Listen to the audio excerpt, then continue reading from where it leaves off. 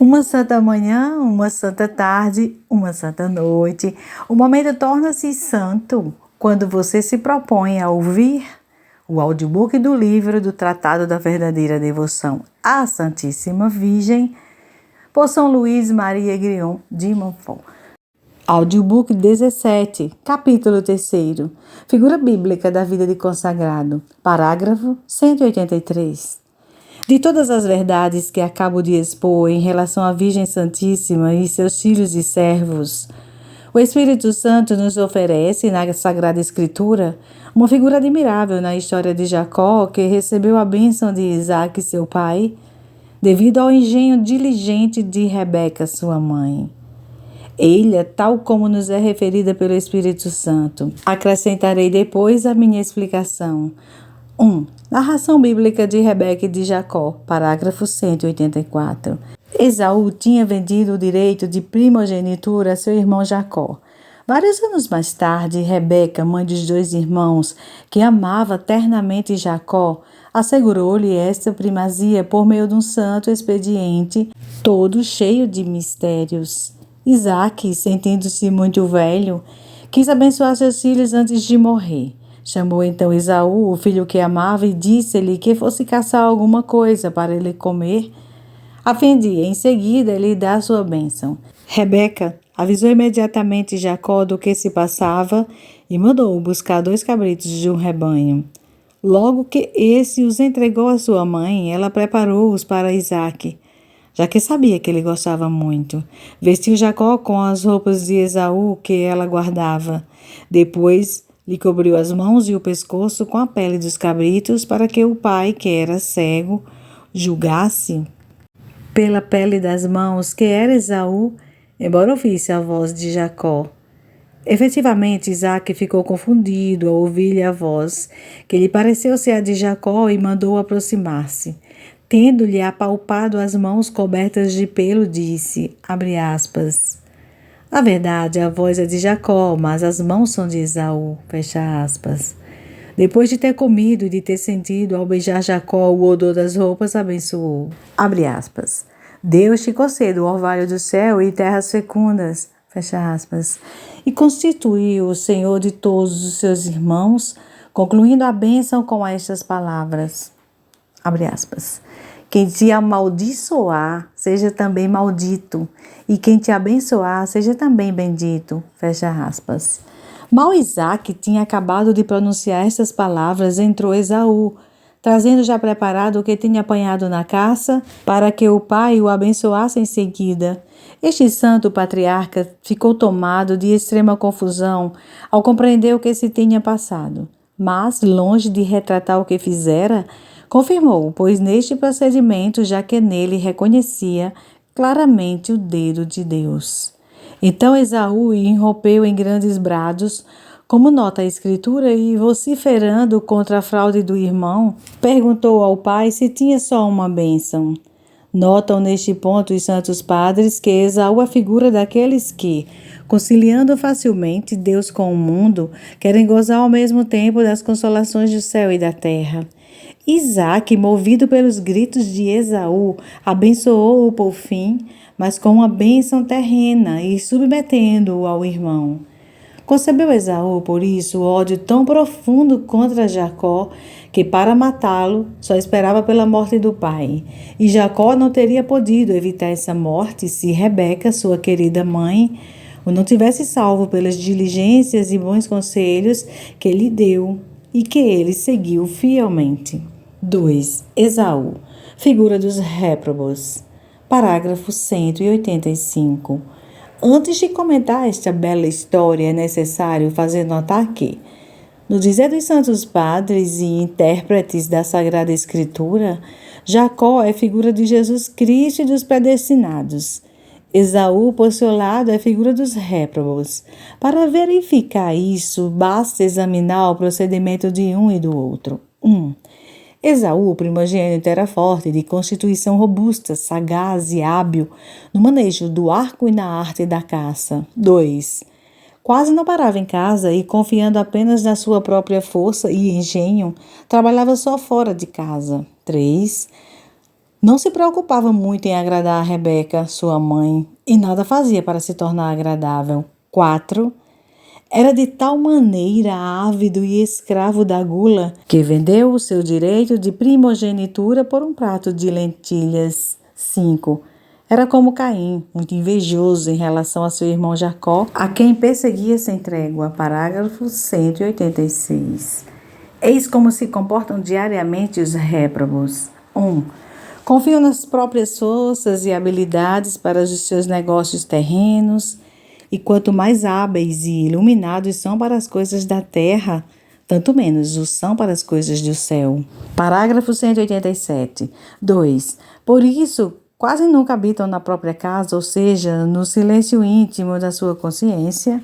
Essa casa interior e essencial que Deus deu a cada ser humano para aí habitar, segundo o seu próprio exemplo, pois Deus permanece sempre em si mesmo. Os réprobos não gostam nem do recolhimento, nem da espiritualidade, nem da devoção interior. Pelo contrário, consideram imbecis, beatas e rudes aquelas pessoas que são interiorizadas e apartadas do mundo e que trabalham mais para dentro do que para fora. Parágrafo 188. 3. Os réprobos poucos se preocupam com a devoção à Santíssima Virgem, Mãe dos predestinados. É verdade que não a odeiam formalmente. Algumas vezes distribuem-lhe louvores, dizem que a amam e praticam até alguma devoção em sua honra. Mas, de resto, não suportariam que alguém a amasse ternamente, porque não tem para com ela as ternuras de Jacó. Encontram sempre motivos de crítica às práticas de devoção a que se entregam fielmente os bons filhos e servos de Maria, para merecerem o seu afeto, e não julgam esta devoção necessária para a salvação. Acham que basta não odiar formalmente a Santíssima Virgem e serem seus servos, rezando e balbuciando algumas orações em sua honra, mesmo sem ternura para com ela e sem emenda da própria vida. Parágrafo 189. 4.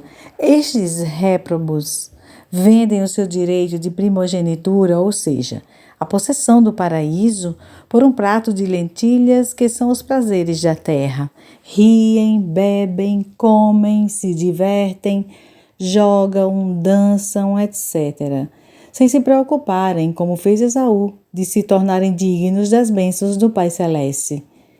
Numa palavra, só pensam na terra, só amam a terra, só falam e agem para a terra e seus prazeres, vendendo por um breve momento de gozo, por uma vil fumarada de honra e um pedaço de terra dura, amarela ou branca, a graça batismal, a veste da sua inocência e a sua herança do céu. Parágrafo 190. 5. Por último, os réprobos odeiam e perseguem continuadamente os predestinados, aberta ou disfarçadamente. Atacam-nos, desprezam-nos, criticam-nos, contrariam-nos, injuriam-nos, roubam-nos, enganam-nos, empobrecem-nos, escorraçam-nos e reduzem-nos à pobreza, enquanto eles próprios fazem fortuna, buscam seus deleites, vivem alegremente, enriquecem, se engrandecem e levam vida folgada. 3. Jacó, figura dos consagrados. Parágrafo 191. Jacó, o mais jovem. 1. Era de constituição débil, manso e pacífico, estando habitualmente por casa para merecer as boas graças de sua mãe Rebeca, a quem amava com afeto filial. Se saía, não o fazia por capricho próprio ou porque confiasse em seus próprios talentos, mas para obedecer à sua mãe. Parágrafo 192. 2. Amava e honrava sua mãe, por isso ficava em casa junto dela. A sua maior alegria era vê-la. Evitava tudo o que lhe pudesse desagradar e fazia tudo o que julgava que lhe dava prazer. Tudo isto aumentava o amor que Rebeca lhe dedicava. Parágrafo 193. 3. Em todas as coisas mostrava-se submisso à sua querida mãe, obedecendo-lhe inteiramente, e em tudo prontamente, sem demora, e amorosamente, sem se lastimar. Ao menor sinal da sua vontade, o pequeno Jacó corria e punha-se à disposição. Acreditava, sem objetar, em tudo que Rebeca lhe dizia. Por exemplo, quando ela o mandou ir buscar 2 cabritos a fim de preparar um prato para Isaac, Jacó não lhe objetou que bastava um cabrito para a refeição de uma só pessoa, mas sem discutir, fez o que ela lhe pedira. Parágrafo 194. 4. Tinha uma grande confiança na sua querida mãe. Como não se apoiava de modo algum no seu próprio talento e experiência, se apoiava unicamente nos cuidados e na proteção de sua mãe.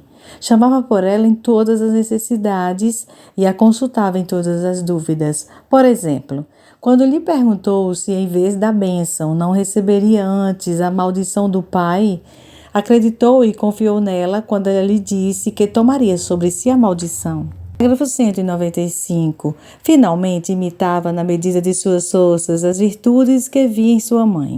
Parece que uma das razões por que permanecia mais por casa era o querer imitar a mãe, que era muito virtuosa, e fugir das más companhias que corrompem os costumes. Assim procedendo, tornou-se digno de receber a dupla bênção de seu querido pai. 4. Comportamento dos consagrados para com Maria. Parágrafo 196. E eis agora como se comportam diariamente os predestinados. 1. São sedentários e ficam em casa com sua mãe, o mesmo a dizer que apreciam o silêncio. São interiores e aplicam-se à oração na companhia e exemplo de sua mãe Maria Santíssima, cuja glória reside toda no interior, e que em toda a sua vida tanto amou o recolhimento e a oração. É verdade que aparece algumas vezes em público, mas é para obedecer à vontade de Deus e de sua querida mãe, para cumprir seus deveres de Estado. Por maiores que sejam na aparência as coisas que fazem exteriormente, estimam muito mais as coisas que fazem dentro de si, no interior, em comunhão espiritual com a Santíssima Virgem. É aí que realizam a grande obra da sua perfeição, em comparação com a qual todas as outras coisas não passam de brincadeiras de crianças. Por isso, enquanto por vezes seus irmãos e irmãs trabalham para o que é exterior com muita dedicação, habilidade e sucesso, recebendo os louvores e aplausos do mundo, os consagrados, por seu turno, iluminados pelo Espírito Santo, compreendem que há maior glória, vantagem e prazer em viver no silêncio e recolhimento com Jesus Cristo, seu modelo, numa inteira e perfeita submissão à sua mãe. Sabem que isso vale muito mais do que realizar por si sós no mundo maravilhas de natureza e de graça como tantos Esaús e tantos réprobos. Abre aspas, glória e riqueza na sua casa, fecha aspas. A glória de Deus e a riqueza dos homens encontram-se na casa de Maria. Senhor Jesus, quão amáveis são os vossos tabernáculos. O passarinho achou uma casa onde morar e a rolinha um ninho onde abrigar seus filhinhos. Ah, quão feliz é a pessoa que habita na casa de Maria, onde fostes vós o primeiro a habitar. É nesta morada dos predestinados que essa pessoa receberá o seu auxílio de vós e apenas de vós, e será aí que ela decidirá no seu coração subir de degrau em degrau em todas as virtudes, a fim de crescer no caminho da perfeição neste vale de lágrimas. Parágrafo 197. 2. Amam com afeto de piedade filial e honram verdadeiramente Maria como sua mãe e senhora. Amam-na não só com os lábios, mas em verdade honram-na não só exteriormente, mas do fundo do coração, evitando, como Jacó, tudo que possa desagradar-lhe e praticando fervorosamente tudo que julgam poder lhes atrair sua benevolência. Lhe trazem e lhe oferecem não 2 cabritos, como Jacó a Rebeca, mas aquilo que os 2 cabritos seguravam, ou seja, o próprio corpo e a própria alma, com tudo que deles depende, para que Maria a. Os receba como coisa sua, b. Os bate e os faça morrer para o pecado, violando-os e despojando-os da própria pele e do seu amor próprio, de forma a agradarem a Jesus, seu Filho, que não quer por amigos e discípulos, senão os que são mortos para si mesmos. C. Os prepare segundo o gosto do Pai Celeste e segundo a sua maior glória, aquela glória que ela conhece melhor do que qualquer outra criatura. E assim, bem purificados de toda mancha, despojados de todo o egoísmo e bem preparados pelos seus cuidados e súplicas, este corpo e esta alma possam encontrar-se conformes ao gosto de Deus e serem assim achados dignos de receberem a sua bênção. Não será porventura assim que se comportam as almas predestinadas, que apreciam e vivem a consagração perfeita a Jesus Cristo pelas mãos de Maria, que aqui lhes ensinamos para testemunharem a Jesus e a Maria o seu amor efetivo e corajoso?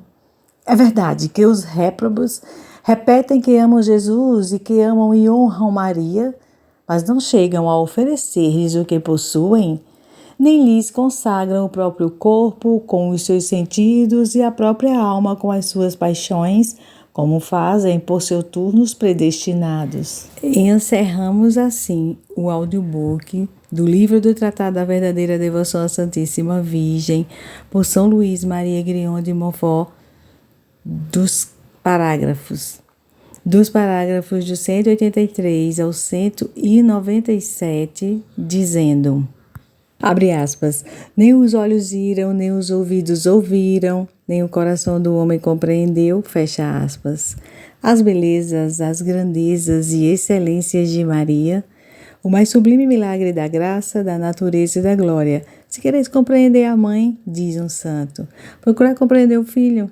Ela é uma digna mãe de Deus, que toda a língua aqui emudeça. Eu louvo a Deus por todas as pessoas que se proporam a parar e a ouvir esse audiobook que fala do Tratado da Verdadeira Devoção à Santíssima Virgem, por São Luís Maria Grignon de Montfort. Pois assim nos tornamos elos de uma mesma corrente, da corrente de escravidão de amor a Maria, para que possamos ir a Jesus pelas mãos da mesma. Muita gratidão, até breve.